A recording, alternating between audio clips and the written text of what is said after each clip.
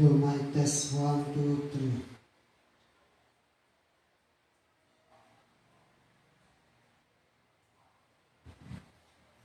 Okay. Magandang umaga po sa inyo lahat. Ngayon po ay araw na naman ng linggo. Ano po, panalangin natin ay patuloy na bumalik na po sa normal ang lahat. Ano po, upang patuloy tayo makapagbigay ng oras para sa ating pong Panginoon. So, ngayon po ay unti-unti na ipanalangin natin, no? Na maging maayos na po ang lahat. So, ngayon po umaga, tayo po muli ay mag-aaral ng salita ng Diyos. So, isa sa pinakamagandang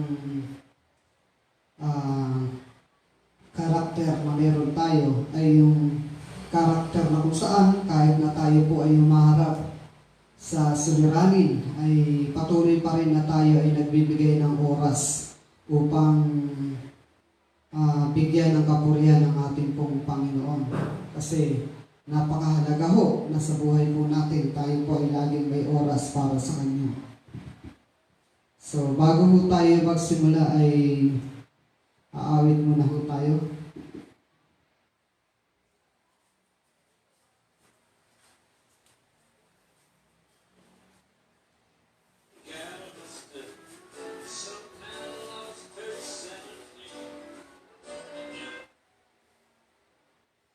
Awitin ko po yung To God be the glory po.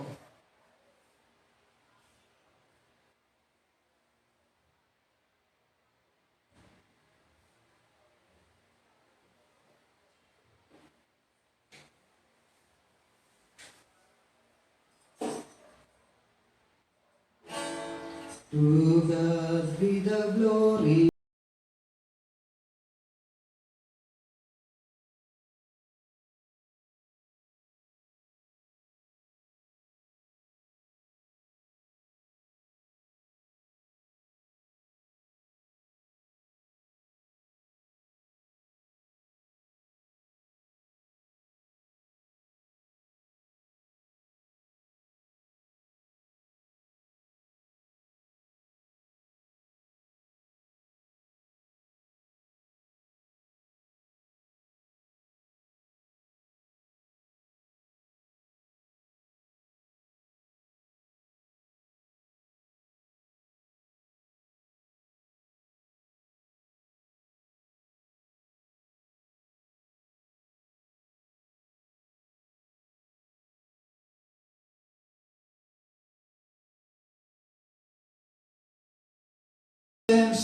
The purchase of blood to every believer, the promise of God, the vilest offender who truly believes that moment from Jesus a pardon receive. Praise the Lord, praise the Lord. Let the earth hear His voice. Praise the Lord, praise the Lord. Let the people rejoice. So come to the Father through Jesus the Son, and give Him the glory. Great things He hath done. Great things He hath taught us. Great things He hath done. And great our rejoicing through Jesus the Son, but purer and higher and greater will be our wonder, our transport when Jesus we see. Praise the Lord, praise the Lord. Let the earth hear His voice. Praise the Lord, praise the Lord.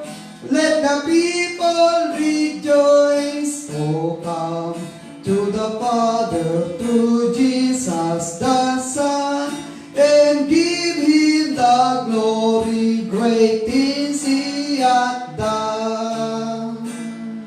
Amen.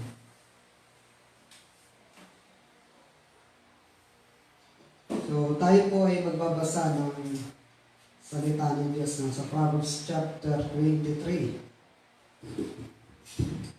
Proverbs chapter 23.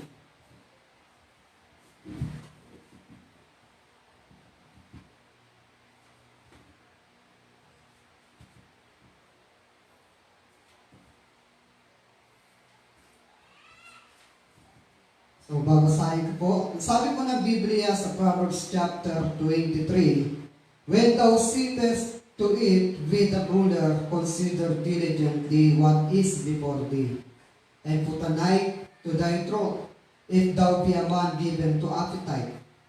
Be not desirous of his dainties, for they are deceitful meat. Labor not to be rich, cease from thine own wisdom. Wilt thou set thine eyes upon that which is not, for riches raised certainly make themselves wings. They fly away as an eagle toward heaven. Eat thou not the bread of him that hath an evil eye, neither desire thou his dainty meat, for as he thinketh in his heart, so is he. Eat and drink, saith he to thee, but his heart is not with thee. The morsel which thou hast eaten shall thou vomit up, and lose thy sweet words. Speak not in the ears of a fool, for he will despise the wisdom of thy words.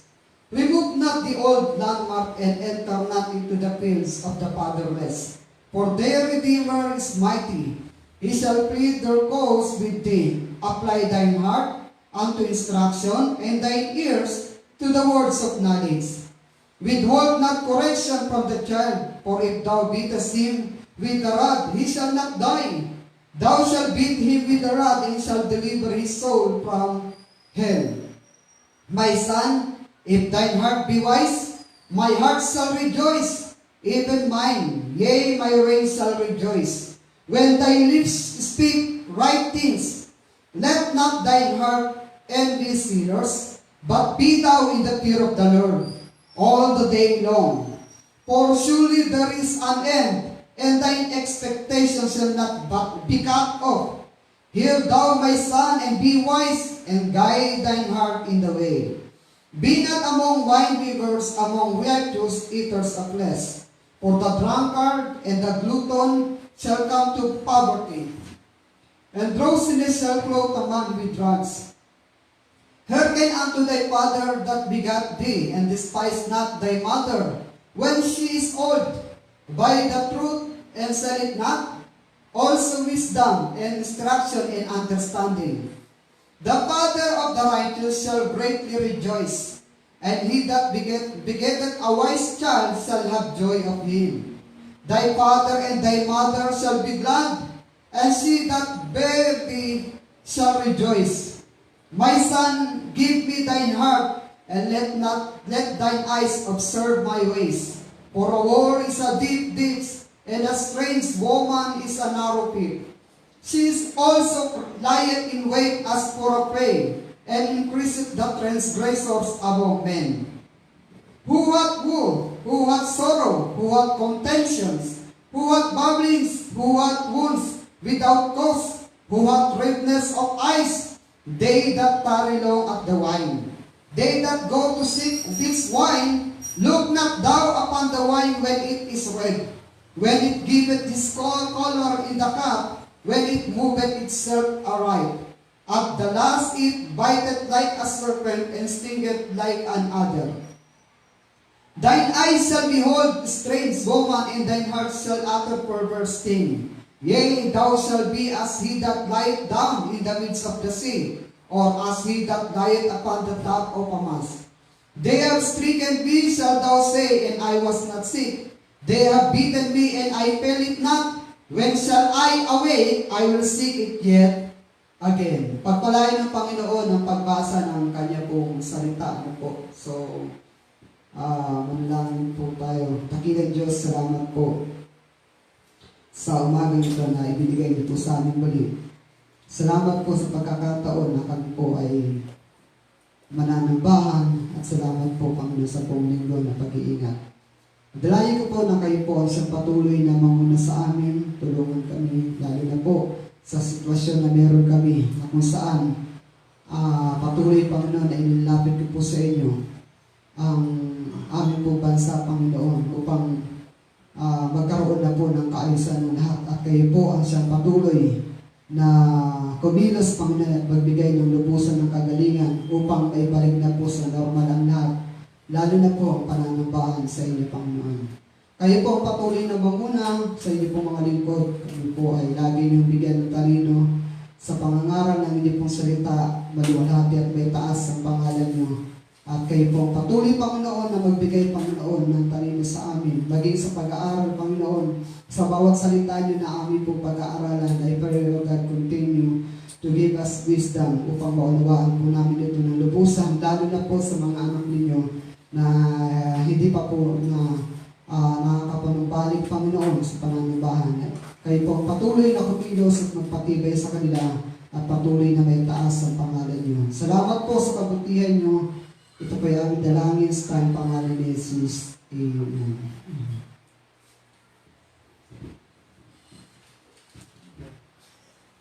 May extra kang mic. Wala yung mic ko doon. Dalawa. Interrupt mo na kita.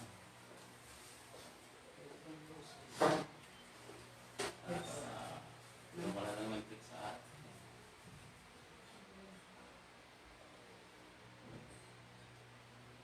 Kasya ba ito, Brad?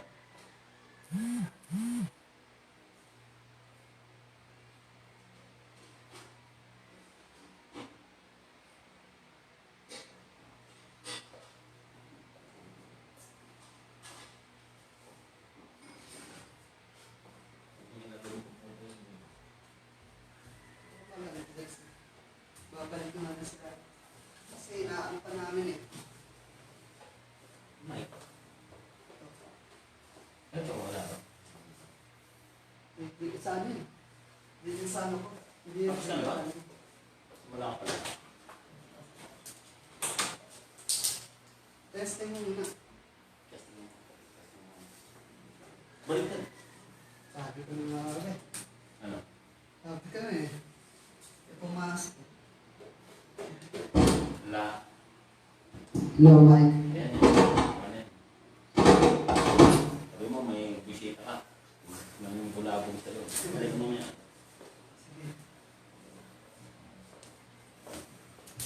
Sige, Brad.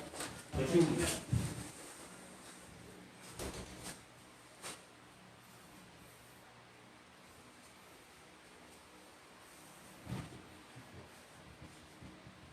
Okay, magandang umaga po muli sa inyo, mga pasensya naman kayo, pagpaumanhin nyo. So, ngayon po ay ating po pag-aaralan sa faith, no? So, sabi po ng ating pong title, for we walk by faith and not by sight.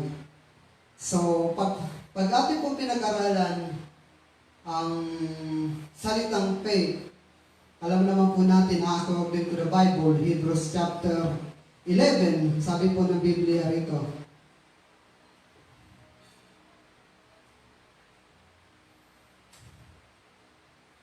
Basahin ko po sa inyo verse 1.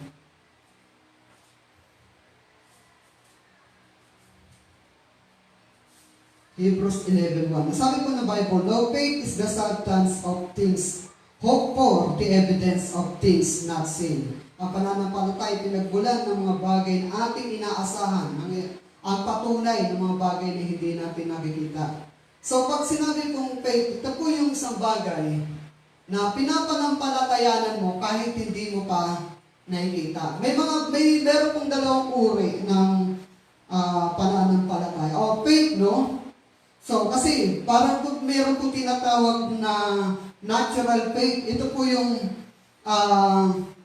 character na meron ng isang tao na kung saan hindi niya ito pinag-isipan. Parang ganito po yan.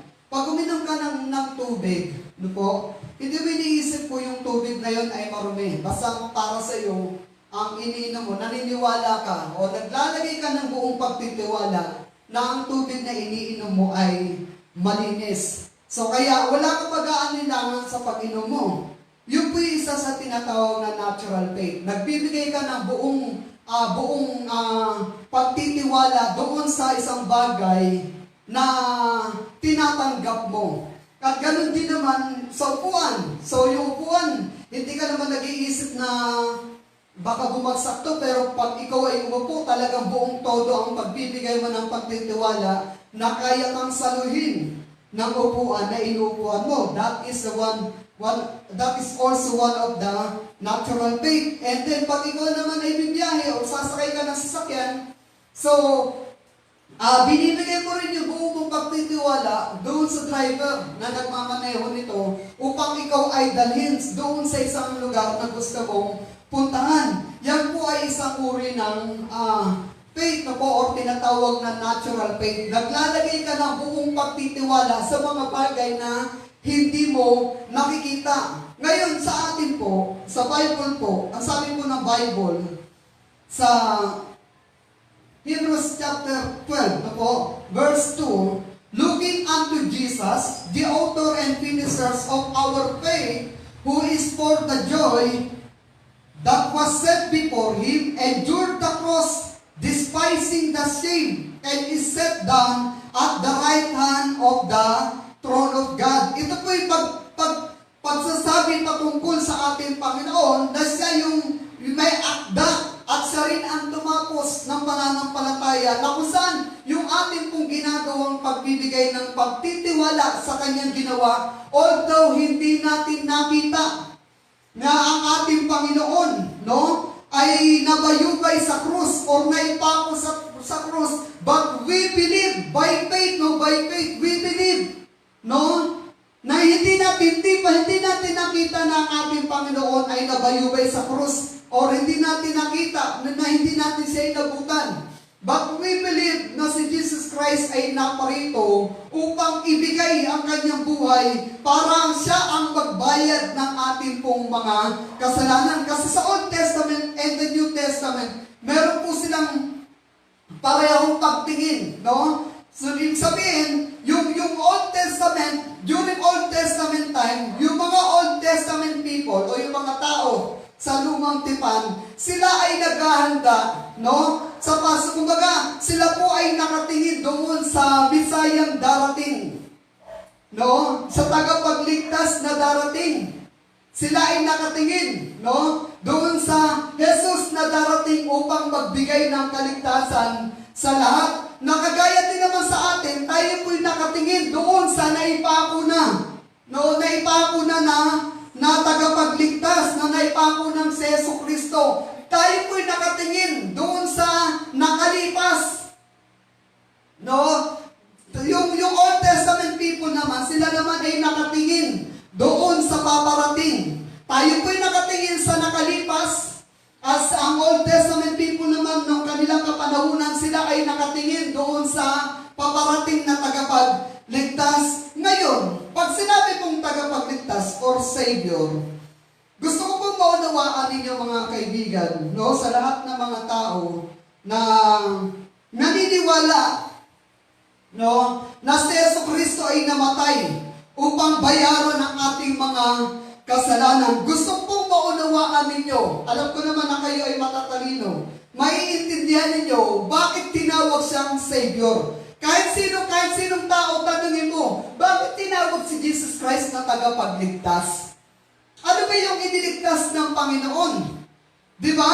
Ang sabi kasi ng Bible sa Romans chapter 5 verse 8, but God commended His love toward us in that while we were yet sinners, Christ died for us. Bakit si Jesus ay kailangan mamatay para sa atin? Di ba?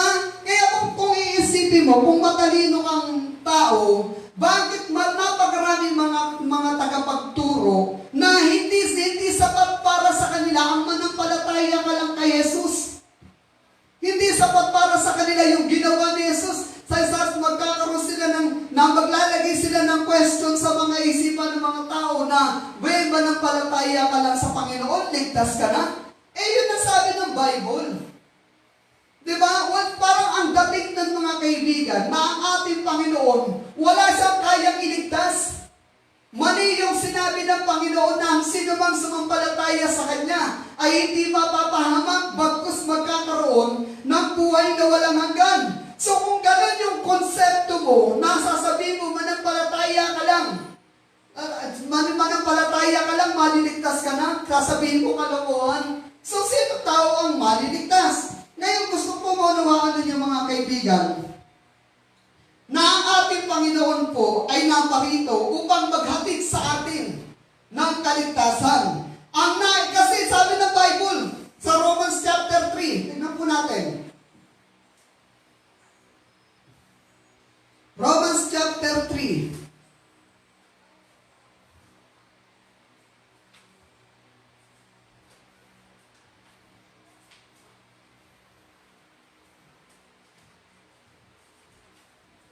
Ang sabi po ng Romans chapter 3 verse 10, as it is written, there is none righteous, no not one. Ayon sa nasusulat, walang matuwid, wala kahit isa. Ibig sabihin, walang perfectong tao. So kung ang kaligtasan mo ay gagawa ka ng mabuting bagay para sa ikaliligtas mo, abay, napakahirap po nun. Although gusto ko pong maunawaan ninyo na ang paggawa ng mga bagay-bagay ay mahalaga. Yung mga magagandang bagay, yan po ay magandang katangian na dapat meron tayong mga tao. Pero gusto ko pong paunawaan ninyo kung ang pagsunod, di ba?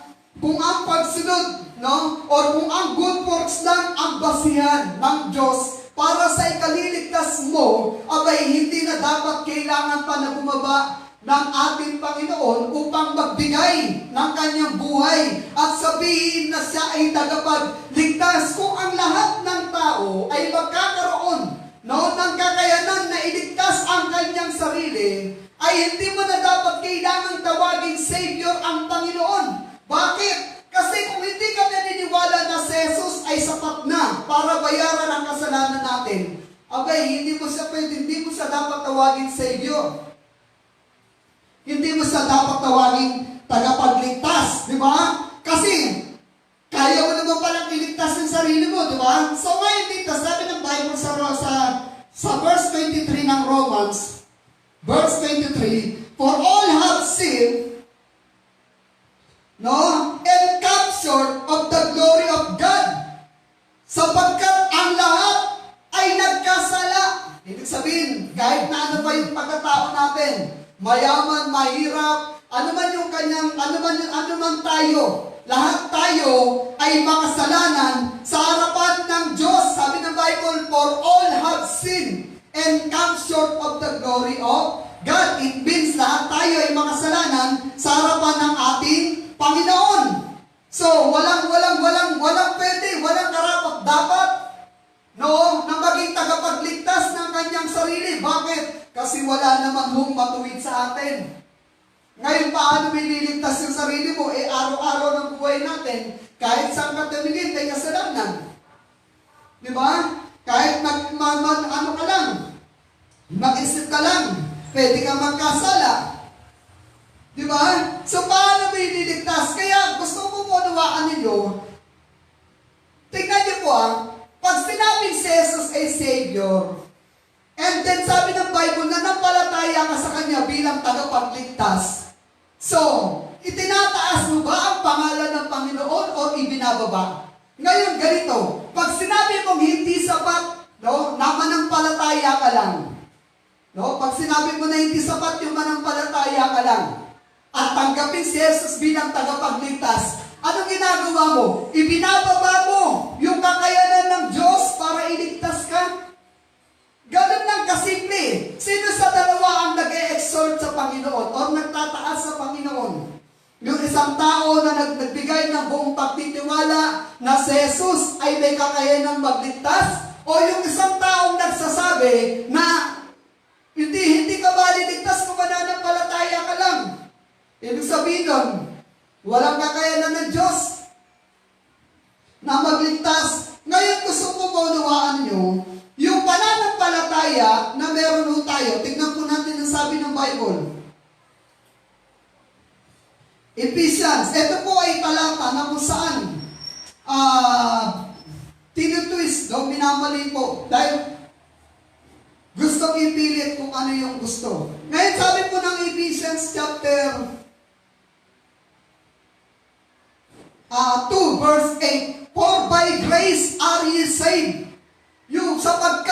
biyaya. Pag sinabi pong biyaya, walang, without any condition or without beauty, walang ganda, wala namang ganda na nagustuhan, nakita sa iyo ang Panginoon para ikaw ay biyayaan niya. Walang talino, walang galing, di ba? Unmerited favor of God or unconditional. Di ba? Yan po yung grace. Kaya sabi po dyan, for by grace, sapagkat sa biyaya, kayo ay naligtas. Ito po yung maliwanag po, no? Pasal sa po to. Wala po dito, plus. Kundi, kaya nga may dinapuso sa dulo eh. Kasi po, ipinapakita po rito na ang lahat ng tao, no? Ay biniyayaan ng Diyos kung siya'y magkakaroon ng pananampalataya ng kaligtasan. Kaya nga sabi rito, through faith sa pamamagitan ng pananampalataya. Wala nang karugtong yan. Gusto ko maunawaan ninyo, maganda na ang isang tao ay gumagawa ng mabuti, pero pagdating po sa kaligtasan, kung ang basihan po ng kaligtasan ay paggawa ng mabuti, ako na po nagsasabi sa iyo, hindi ka maliligtas. Bakit? Kasi wala ho tayong kapangyarihan na gawin na maging matuwid sa harapan ng ating Panginoon. No po? Kaya sabi diyan, for by grace are ye saved. Sapagkat sa biyaya kayo ay naligtas. Di ba? Kaya nga dinugtungan, and that not of yourselves. Ngayon, pag dinugtungan mo pa yan, pag hinanapan mo pa ng, ipipilit mo yung sarili mo, nakasulat na sa Bible. O wala ka namang makikita na nakasulat sa Bible na ang isang tao ay naligtas dahil sa kanyang mabuting gawa. Wala. Mas maliwanag na ipinapakita ng Biblia na ang isang tao na nagkaroon ng pananampalataya sa Panginoon ay naligtas. Wala ko na isulat sa Bible, o kahit na balik-baliktarin nyo yung Bible, wala ko kayo mababasa na dahil sa good works ang tao ay naligtas. Walang ganon. Nakalagay sa Bible, by faith. Di ba? For by grace are ye saved through faith, and that not of yourselves, it is the gift of God. Gusto ko manungaan ninyo na ang kahit ng diablo po, nagpo-quote din niya ng verse.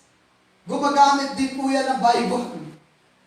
Kung mababasa niyo po sa Matthew chapter 4, si Satan ay nag-quote ng mga verses sa Bible para tuksuhin, di ba? And tignan mo, ang mangyayari sa iyo, magiging sunod-sunuran ka na lang. Hindi mo po kumbaga sa sarili mo, ikaw yung gagawa ng kaligtasan. Ngayon, paano mo gagawin yung kaligtasan mo? Kung maging faithful nga lang sa church, nahirap ka pa. Tapos gagawin mo, para ito pa yung way mo, para ikaw ay maligtas. Napakahirap nun. Mga kaibigan, sabi pa ng verse 10, verse 9, not of works, lest any man should boast. Hindi sa anumang gawa, hindi sa gawa, upang walang sino man ang pagpapuri. Kahit na ano pang gawin mo, no? Kahit na anong gawin mong mabuti. Di ba? Kasi sabi dito, not of works, hindi sa gawa. Di ba? Not of works, lest any man should boast.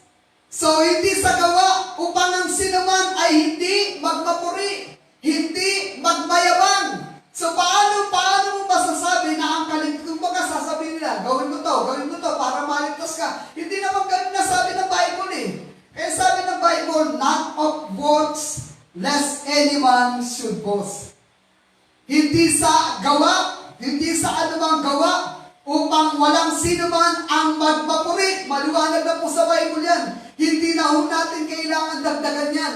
Kung ikaw ay naniniwala, at gusto ko kung malawaan ninyo, let the Bible interpret itself and don't let the people interpret the Bible for you. Kasi, yan ang danger pag hindi ka nag-aaral ng salita ng Diyos. May tendency na lahat na pinakikinggan mo, sabi mo ay tama, ay tama, ay tama, ay tama. Di ba? So, napakahalaga ho. Kaya napakarami yung mga tao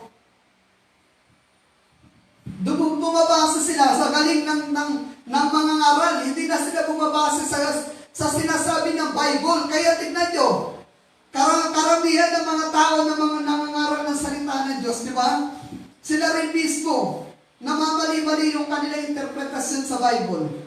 Pero hindi naman natin kailangan i-interpret ng sarili natin o hindi naman kailangan ng sarili natin ang magpaliwanag ng Bible. Hayaan natin na ang Biblia mismo ang magpaliwanag sa atin kung ano ang sinasabi. Lalo't higit pagdating sa kaligtasan, uulitin ko po, ang Diyos lang ang siyang may kakayanan na magligtas sa ating mga tao. Ang ating Panginoon lang ang siyang may kakayanan na tayo ay bigyan ng kaligtasan. Kung pagsusumikapan mo ang kaligtasan mo, ako na nagsasabi sa iyo, mahihirapan ka. Di ba? Mahihirapan ka, kaibigan. Sabi po ng Bible, for we are His workmanship, created in Christ Jesus unto good works. So dito pa rin, ginawa tayo. Ibig sabihin, hindi pa rin tayo gumawa ng mabuti. Ang Diyos pa rin ang gumawa. Sabi rito, created, ginawa kay Kristo Jesus patungo sa mabuting gawa. Ibig sabihin po nun, nakadesenyo ang bawat tao. Nakadesenyo tayo. No, sa paggawa ng mabuti. Pero gusto kong maunawaan ninyo, sa verse 8, ipinapakita ang ating pong kakulangan.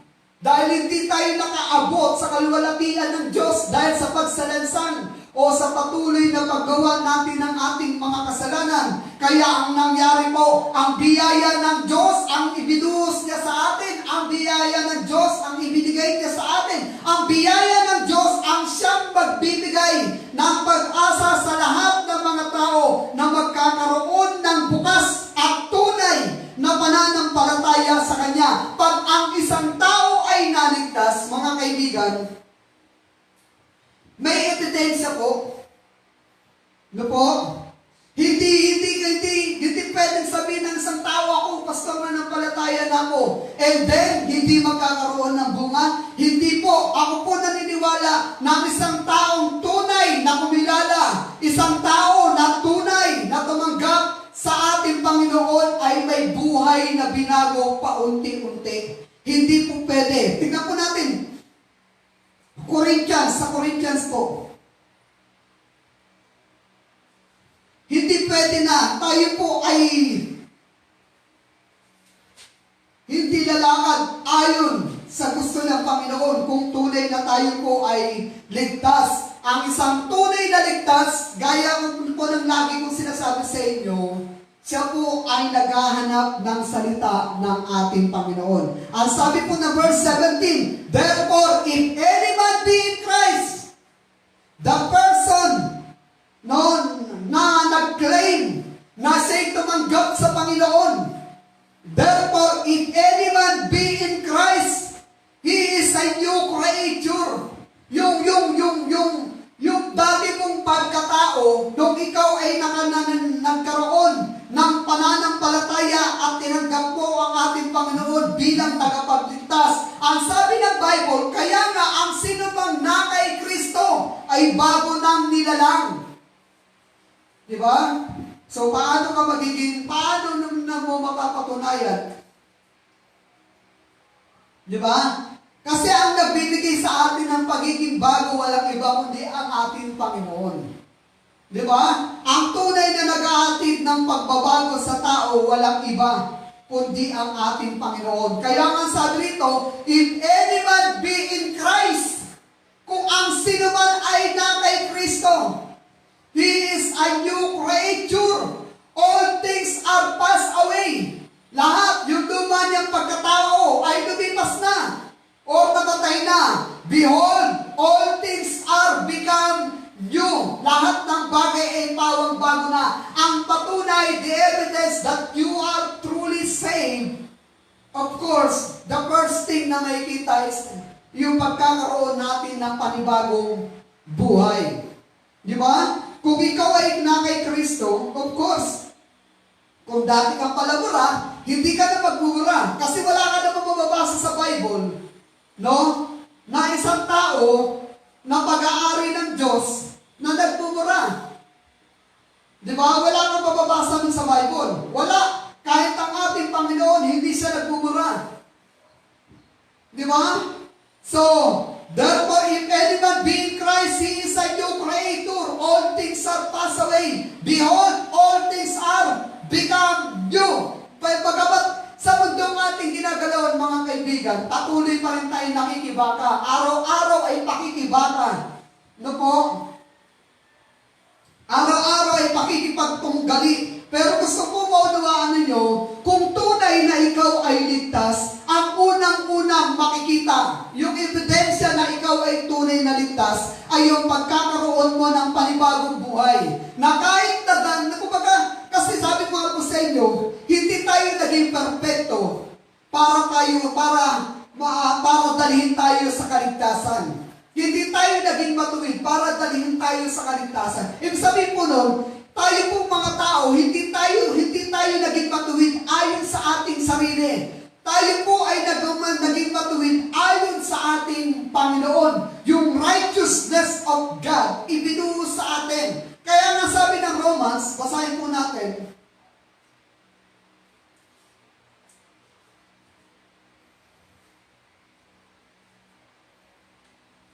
Sa Romans po, Romans 8.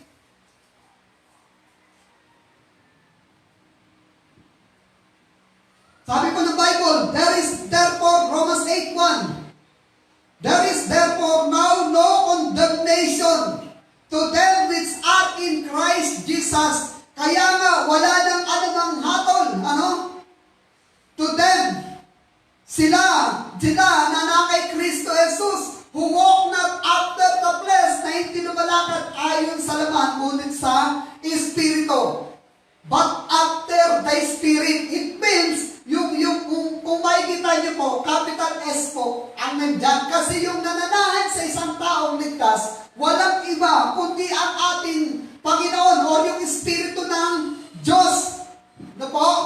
Yung Espiritu ng Diyos, yung nananahan sa isang tao. Kaya yung Espiritu ng Diyos na naitanim sa iyo, hindi pwede na hindi magatid ng pagbabago sa buhay ng isang tao. Although kagaya ng sinabi ko kanina, hindi mo kailangan maging perfecto para maging karapat-dapat ka sa Diyos, kasi alam ng Panginoon na hindi natin magagawa na maging perfecto. Ngayon, pansinin mo yung pinagkaiba ng isang taong ligtas at hindi ligtas.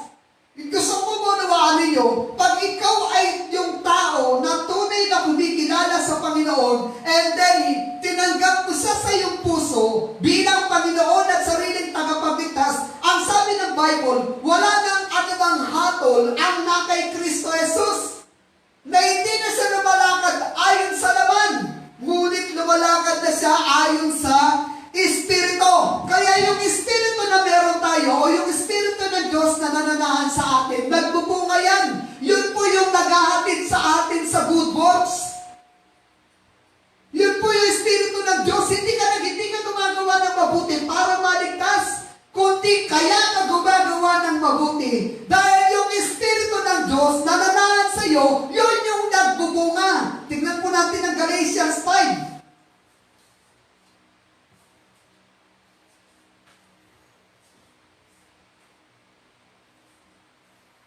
Galatians chapter 5, verse 22.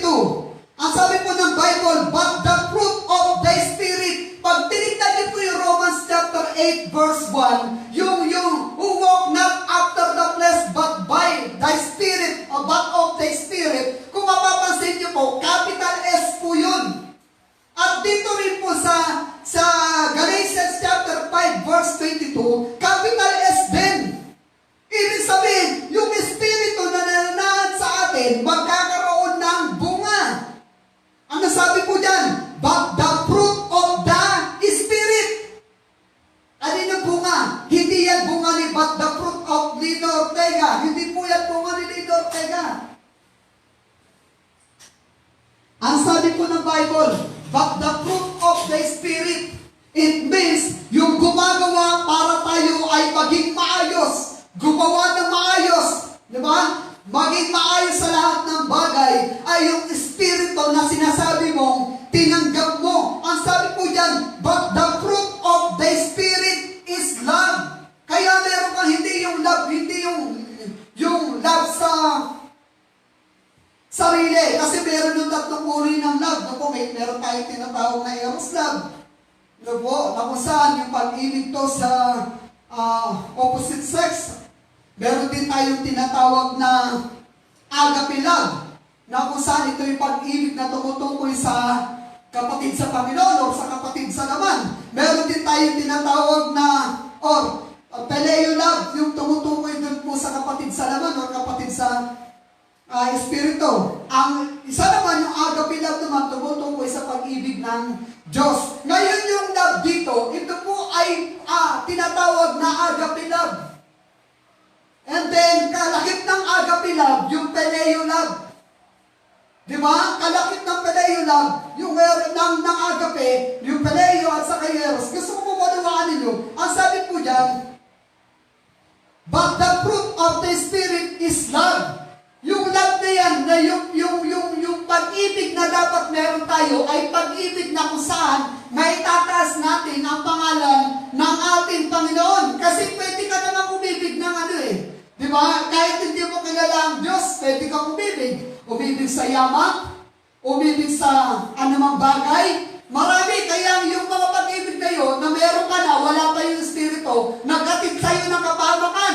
Nung ikaw ay nakakilala sa Panginoon, nung tinanim mo ang Panginoon sa'yo, yung Espiritu ng Diyos ay nanahan sa'yo. Ngayon, ibang pag-ibig naman yung itinanim ng Panginoon sa'yo. At yun ay nagbubunga ng pagmamahal sa Kanya. Pagmahal mo ang Panginoon, mamahalin mo ang mga tao. Pag minahal mo yung mga tao, di ba maraming mga tao ang magmamahal sa Panginoon. Yan po yung salitang love na tinutukoy sa Bible. But the fruit of the Spirit is love. Di ba? Kaya yung ginagawa mong pag-ibig, kung ito'y nagsasabi na mahal mo ang Panginoon, hindi ka mahirap turuan ng salita ng Diyos. Hindi mahirap para sa iyo ang pasunurin. No, kasi hindi naman ikaw yung gumagawa eh. Kung yung tunay na yung Espiritu ng Diyos ang nananahan sa iyo, yung Espiritu ng Diyos ang gagawa para maghatid ng pagbabago sa buhay nating mga tao.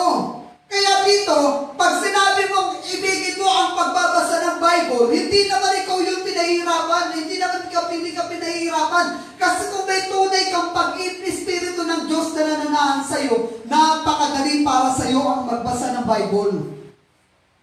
Pangalawa, kung may Espiritu ng Diyos na nananahan sa iyo, napakadali sa iyo para mahalin ang panalangin. Pangatlo, kung may tunay na may Espiritu ng Diyos na nananahan sa iyo, napakadali para sa iyo para mahalin ang church na po. Kasi yung Espiritu ng Diyos nasa iyo.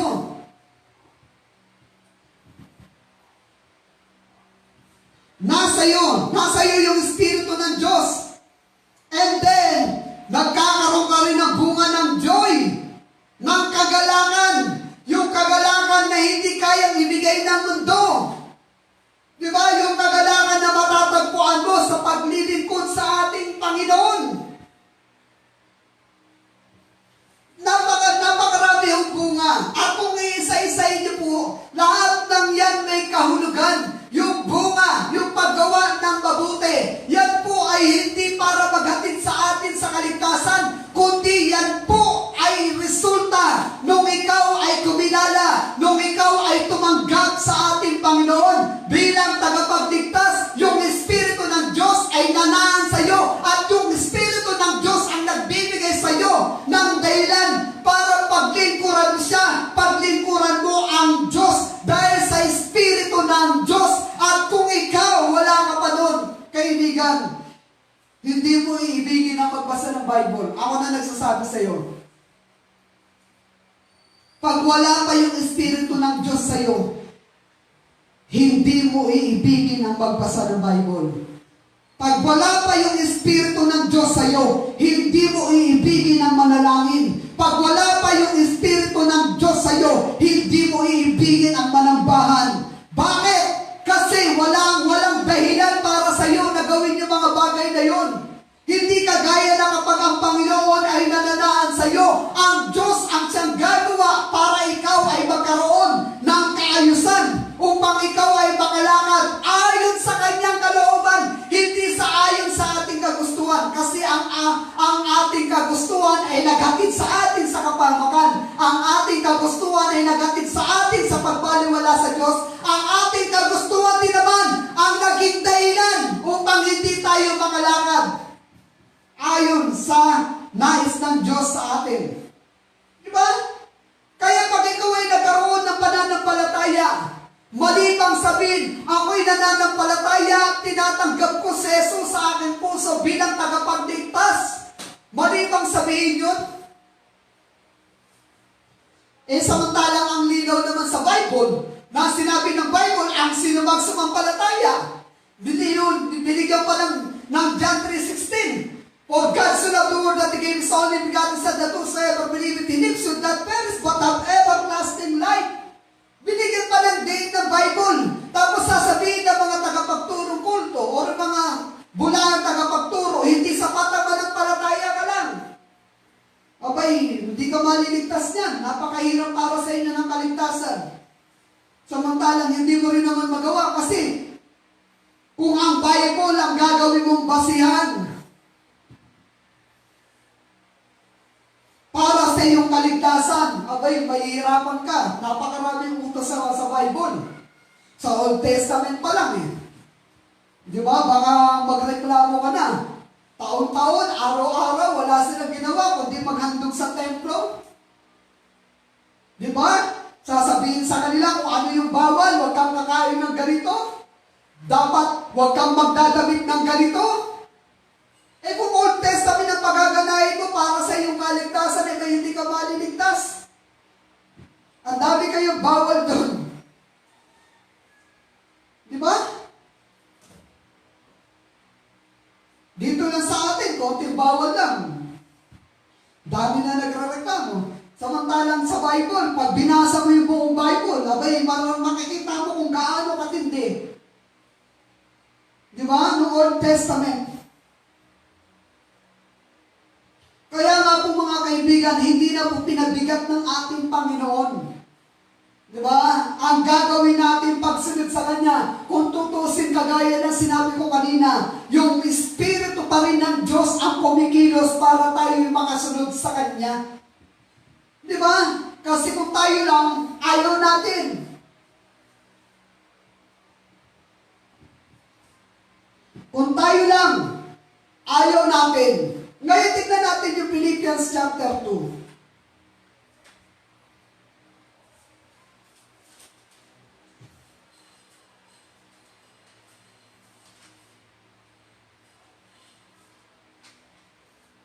Philippians chapter 2. Verse 1. But I would ye should understand, brethren, that the things which happen unto me. Okay. Sorry. Verse 12, chapter 2. Wherefore, my beloved, as ye have always obeyed, not as in my presence only. Kaya mga minamahal, nakagaya lamang na lagi niyong pagsunod sa akin, hindi lamang kung nandyan ako, but now much more in my absence. Ngunit dapat mas sigit, no? Kung ako'y wala sa inyo, work out your own salvation with fear and trembling. Ito pong talatang ito, yung work out your own salvation. It doesn't mean na ang isang tao, kinakailangan niyang gumawa ng kanyang paraan para siya ay maligtas. Kundi, ito pong talatang ito ay tumutukoy sa mga taong ligtas na ipabuhay nila yung kaligtasan na meron sila. Kaya yung sinasabi, work out your own salvation, parang ganito yan, tara, work out tayo. Naku, wala akong kamano Kung baga parang, napakasimple lang. Pag sinabing gusto mong magpalaki ng muscle, hindi nangangahulugan na wala kang muscle. Mag-work out ka para yung muscle mo lumaki. Hindi ibig sabihin nung kaya ka nag-workout kasi wala kang muscle ako kahit hindi ako nag-workout, may muscle ako eh. Di ba? Hindi po yun patungkol sa kaligtasan na kailangan mong trabahuin yung kaligtasan mo. Abay, paano paraan? Di ba? Walang maliligtas sa inyo.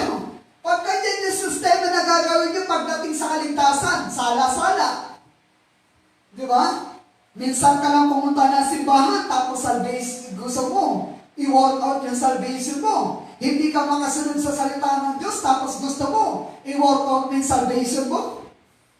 Ano pa, hindi mo masunod yung Bible sa madaling salita, tapos gusto mo i-work out yung salvation mo. Abay, napakahirap po nun. Saka ang kausap po ni Apostle Pablo rito, mga kaibigan,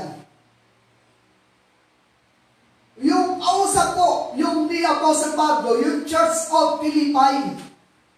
Yung Church of Philippi. Kaya nga sa chapter 1, makikita po natin na ang tawag niya dito sa mga to ay saints. Kumbaga sa Tagalog, santo, mga banal.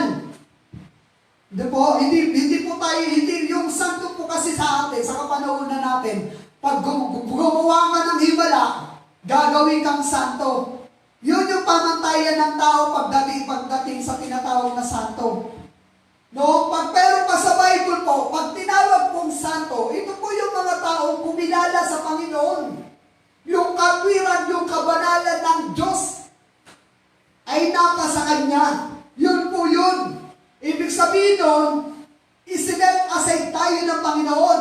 Ginawa niya tayong banal, no, sa Kanyang harapan. Kahit na tayo po ay hindi karapat-dapat. Ang tawag niya po sa Pablo sa Church of Philippi, saints or mga santo. Ngayon, pag sinabing saints or banal, abay, nakakatiyak ng langit to. Hindi pwede na sila hindi mga ligtas. Di ba? Ang sabi nga ng Bible, kung nasabi ng ating Panginoon, I know the truth and the right, without coming unto the Father, but by me. So kung nasa ng Panginoon, nandun din na tayo. Ano ba sabi niya? Tignan po natin. Balikan po natin mamaya to, chapter 2. Tingnan po natin ang Bible. John 14.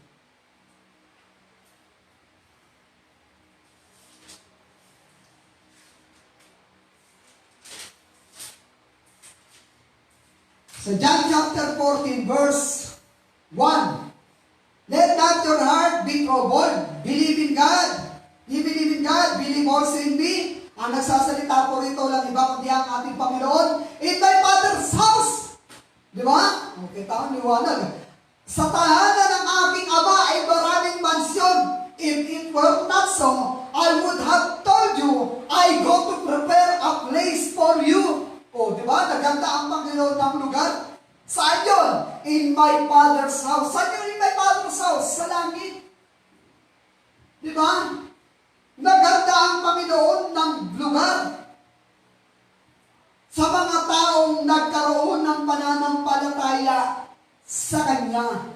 Kaya dito, ang tawag, santo. Sa talata na binasa po natin, ngayon, hindi pwede na ang isang tao ay tawagin banal kung hindi niya alam kung saan patungo yung kanyang kaluluwa pag siya'y namatay. Ang kinakausap ni Apostle Pablo rito, mga ligtas. Yung mga taong kumilala sa Panginoon. Di ba?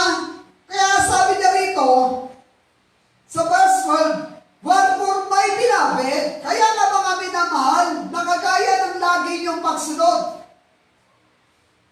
Nung nandyan ako, but now, much more in my absence, ngunit ngayon na masigit na wala ako. Work out your own salvation with fear and trembling. Sabi po rito, verse 13, for it is God which worketh in you. Diba? O, kita ninyo, maliwanag. Sapagkat ang Diyos ang siyang gumagawa. Diba? Sa inyo, ng kanyang kalooban at gawin yung kanyang maibigan. O, kita nyo nga, ang Panginoon ng Diyos pa rin ang siyang kumikilos. Di ba? Kaya ang kaligtasan natin, mga kapatid, dyan po ay biyaya ng ating Panginoon. Ngayon, bakit ka gumagawa ng mabuti? Hindi ka gumagawa ng mabuti para ikaw ay maligtas. Kundi kaya ka gumagawa ng mga mabuti dahil ito yung patunay na ikaw ay ligtas. Di ba? We walk by faith and not, for we walk by faith and not by sight. It is because of our Lord Jesus Christ who died on the cross of Calvary 2020 nagbago, siya po yung nagbigay sa atin, no, ng kaligtasan, hindi yung sarili natin. Ang nagatid ng kaligtasan sa ating mga kaibigan, walang iba kundi ang ating Panginoon, ang gumagawa sa isang tao. Kung bakit siya'y nagbabasa ng salita ng Diyos, hindi dahil siya ang may gusto doon, kundi yun yung bunga ng Espiritu na nasa Kanya. Lagi niyo pakatandaan. Ulitin ko mga kaibigan, merong ebidensya. Meron laging patunay. Di ba? Meron patunay. Kapag isang tao ay tunay na ligtas, bakit nasabi mo? Bakit ba ayaw nila, no? Na tanggapin yung manampalataya ka lang, ay maliligtas ka. Ano bang mali doon sa patunaan na yun? Samantalang biblical naman yun. Di ba? Sa kanila, pinagpipilitan nila na lakipan mo ng gawa para ikaw ay maligtas. Wala na ba silang may pakitang biblical pa? Di ba? Samantalang ang liwanag na ng, for by grace are ye saved through faith, and that of yourselves, it is the gift of God. And then gusto pa rin ng mga tao, dugtungan, gusto pa rin ng mga tao, ng mga tagapagturo, pahirapan yung kanilang mga miyembro. Eh, paano ka maliligtas? Di ba? Paano ka maliligtas kung ganyan yung gagawin mo? Sabi ko nga po sa inyo, pagpunta nga lang ng simbahan, kinatatamaran mo. Tapos nang pa yung gagamitin para sa kaligtasan mo. Di ba?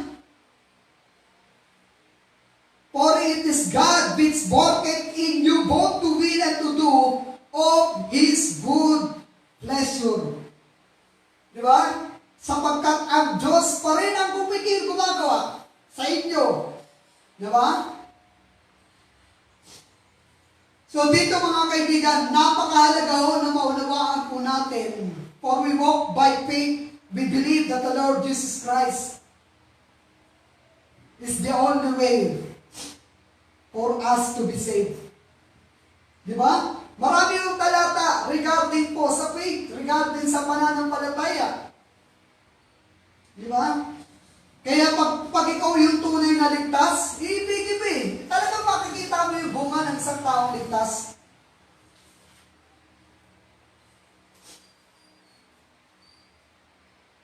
Sana ho hindi yung maging mababaw ang pangunawa ho natin pagdating sa salita ng ating Panginoon. Kasi ho, kung magiging mababaw ho yung pangunawa natin sa salita ng Diyos,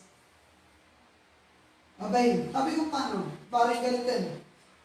Yung sa James, talakayin po natin yung sa James chapter 2. James chapter 2. Ang sabi nila,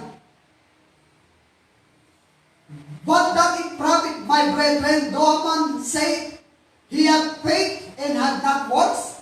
Can faith save him? Ano ba ang kapakinabangan ng mga kapatid kung sabihin ng isang tao na isipin pananampalataya at walang gawa? Can faith save him? Yung pananampalataya ba'y makakapagligtas sa kanya? Gusto ko maunawaan ninyo. Una, bago nyo ikot yung talata sa Bible, alamin nyo muna kung sino yung kausap. Ang sabi ni James or ni Santiago, ano ang kapakinabangan, mga kapatid? Mga kapatid. Ito ba ay tumutukoy sa kapatid niya sa laman? Hindi po. Hindi po yan tumutukoy sa kapatid sa laman. Paano niya naging kapatid itong mga to? Ang sabi ng Galatians chapter 3 verse 23. Basahin po natin Galatians 3:26.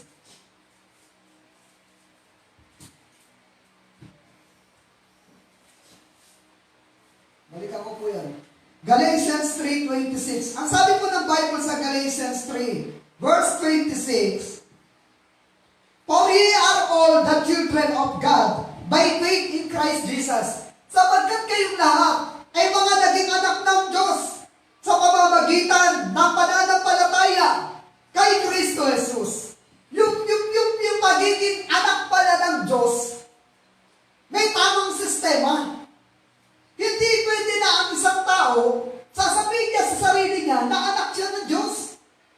May sa Bible, may tamang sistema upang ang isang tao ay maging anak ng Diyos. Paano anak ng Diyos? Ang sabi ng Galatians 3:26, for ye are all the children of God by faith in Christ Jesus, sapagkat kayong lahat